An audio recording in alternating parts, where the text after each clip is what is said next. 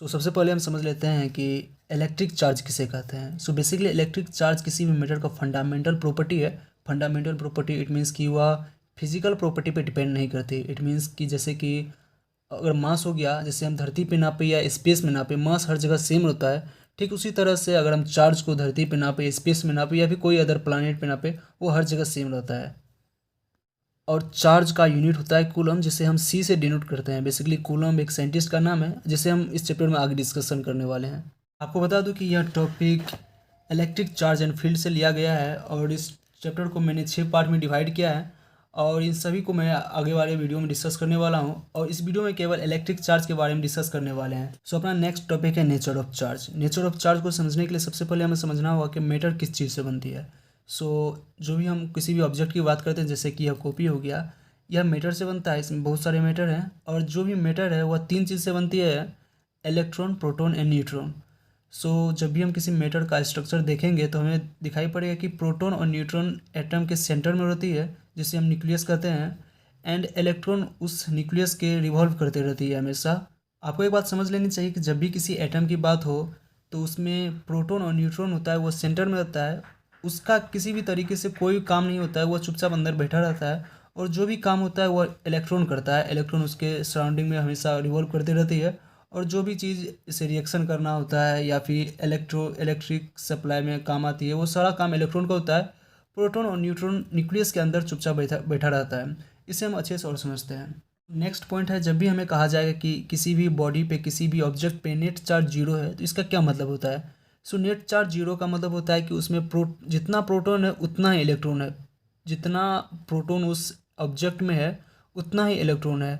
It means कि जितना plus है उतना माइनस है, तो प्लस माइनस कैंसिल होकर उस पर जीरो हो जाती है, तो इसीलिए नेट चार्ज वहाँ पे जीरो होते हैं। इसे हम अच्छे से आगे और देखेंगे।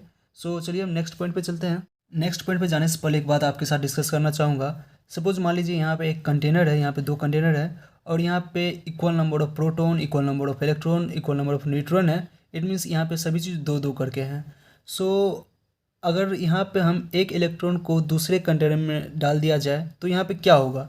तो आप यहाँ पे देख सकते हैं क्लियरली कि इस कंटेनर में एक इलेक्ट्रॉन की कमी हो गई और यहाँ पे एक इलेक्ट्रॉन ज़्यादा हो गया। पहले यहाँ पे 2 इलेक्ट्रॉन था, सो अब यहाँ पे 3 इलेक्ट्रॉन हो गया। सो जब भी हम किसी भी मैटर का चार्ज के बारे में बात करेंगे तो उसके पास सबसे ज़्यादा क्या है, प्रोटॉन और न्यूट्रॉन। आपको ध्यान रखना होगा कि इलेक्ट्रिक चार्ज में न्यूट्रॉन का कोई काम नहीं होता है। सो न्यूट्रॉन को हम नेग्लिएट करेंगे, न्यूट्रॉन के बारे में बात नहीं करेंगे। सो अब बात करते हैं कि जब भी हम किसी भी मैटर का बारे में चार्ज पता करना चाहते हैं कि वो ज़्यादा पॉजिटिव चार्ज है या ज़्यादा नेगेटिव चार्ज है, तो उसके पास सबसे ज़्यादा क्या चीज़ है, चाहे वो प्रोटॉन हो या इलेक्ट्रॉन हो, हम उसके बारे में ही बात करेंगे। तो यहाँ पे आपको क्या दिख रहा है कि इसके पास, इस कंटेनर के पास सबसे ज़्यादा क्या है। यहाँ पे साफ साफ दिखाई दे रहा है कि इस कंटेनर के पास सबसे ज़्यादा प्रोटॉन है और इलेक्ट्रॉन की यहाँ पे कमी है। और इस कंटेनर की अगर बात करें तो यहाँ पे सबसे ज़्यादा इलेक्ट्रॉन है। यहाँ पे 3 इलेक्ट्रॉन है, 2 प्रोटॉन है। इट मीन्स कि इसके पास 3 इलेक्ट्रॉन है और इलेक्ट्रॉन को ही हम नेगेटिव चार्ज कहते हैं और प्रोटॉन को पॉजिटिव चार्ज कहते हैं। इट मीन्स कि ये वाले कंटेनर में प्रोटॉन की संख्या ज़्यादा है। इट मीन्स यह कंटेनर पॉजिटिवली चार्ज है और इस वाले कंटेनर में इलेक्ट्रॉन की संख्या ज़्यादा है। इट मीन्स कि यह कंटेनर नेगेटिवली चार्ज है। आई होप आप समझ गए होंगे। अब चलिए अपने नेक्स्ट पॉइंट पे चलते हैं। सो अभी जो हमने वहाँ पे समझा था उसे ही मैंने यहाँ पे उसे लैंग्वेज फॉर्म में लिखा है कि जब भी किसी एटम में इलेक्ट्रॉन गेन होता है तो वह नेगेटिवली चार्ज हो जाता है और इलेक्ट्रॉन वहाँ से निकलती है तो वह एटम पॉजिटिवली चार्ज हो जाती है। और अपना अगला पॉइंट है, जैसे कि हमने बताया था कि न्यूट्रॉन जो कि इलेक्ट्रिकली न्यूट्रल होता है उसे हम इसमें काउंट नहीं करते हैं। और टाइप ऑफ चार्ज काफ़ी इजी है। सो बेसिकली एटम में 2 तरह के चार्ज होते हैं, proton and neutron. So proton को हम प्लस से दिखाते हैं और न्यूट्रॉन को नेगेटिव से दिखाते हैं, जिससे हम शॉर्ट फॉर्म में प्लस भी ई करके लिख सकते हैं और उसी तरह नेगेटिव को माइनस भी ई करके लिख सकते हैं, जिससे हम पॉजिटिव और नेगेटिव पढ़ते हैं। और अपना इसका नेक्स्ट पॉइंट अभी जो समझा था वही है कि जिसमें प्रोटॉन की संख्या ज़्यादा है वो पॉजिटिवली चार्ज है, जिसमें इलेक्ट्रॉन की संख्या ज़्यादा है वो नेगेटिवली चार्ज है। नेक्स्ट पॉइंट है कि जब भी किसी भी एटम में प्रोटॉन और इलेक्ट्रॉन की संख्या बराबर होती है वो इलेक्ट्रिकली न्यूट्रल होती है। इट मीन्स उसके ऊपर कोई भी चार्ज नहीं होता है। सो थर्ड टॉपिक है conservation of charge. It means कि किसी भी ऑब्जेक्ट को हम उसी तरह छोड़ दें तो उसमें चार्ज में कोई भी बदलाव नहीं होता है, चाहे उसमें कितना भी समय लग जाए। हम उसे कितना भी देर के लिए छोड़ दें उसमें चार्ज में कोई भी परिवर्तन नहीं होता है, जब तक हम उसमें बाहर से कोई छेड़खानी ना करें। टॉपिक है इंट्रैक्शन बिटवीन चार्ज। सो आप सभी ने सुना ही होगा या फिर आप अपने बुक में पढ़े होंगे कि like charge ripple each other and opposite charge attract each other. इसका क्या मतलब होता है?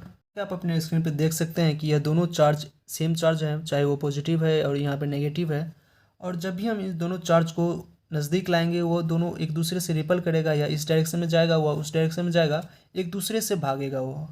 और जब भी हम दो अपोजिट चार्ज को सामने लाते हैं, चाहे पॉजिटिव नेगेटिव या नेगेटिव पॉजिटिव, तो वह एक दूसरे को अट्रैक्ट करेगा। अब ऐसा क्यों होता है इसे हम अगले चैप्टर में पढ़ेंगे, और वो काफ़ी इंटरेस्टिंग चैप्टर है, उसमें काफ़ी कुछ हमें जानने को मिलेगा।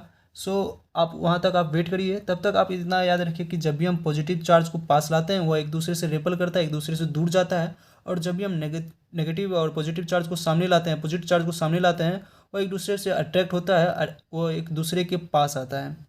भी इस तरह का सिचुएशन बनता है तो यहाँ पे हमें यह पता करना होता है कि वह एक दूसरे से कितना दम लगा के एक दूसरे से दूर जा रहा है, या फिर कितना फोर्स लगा के वह एक दूसरे के पास आ रहा है, जिसे हम इलेक्ट्रोस्टैटिक्स फोर्स कहते हैं। इसे भी हम अगले चैप्टर में डिस्कस करेंगे। फिलहाल इसका फार्मूला देख लेते हैं। जब भी इलेक्ट्रोस्टैटिक्स फोर्स के बारे में बात होगा तो वो हमेशा दो या दो से ज़्यादा चार्ज के बीच में ही लगता है, वो अकेला वहाँ पे कोई फोर्स नहीं लगा सकता है।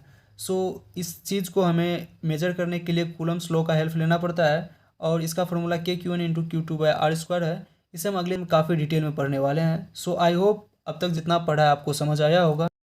इस तरह के सवाल या फिर आपको कुछ बताना हो तो आप कमेंट में बता सकते हैं, और आगे का वीडियो का भी लिंक आपको कमेंट में मिल जाएगा। जब तक वो वीडियो अपलोड होते रहेगा वहाँ पे मैं अपडेट कर दूंगा उसे।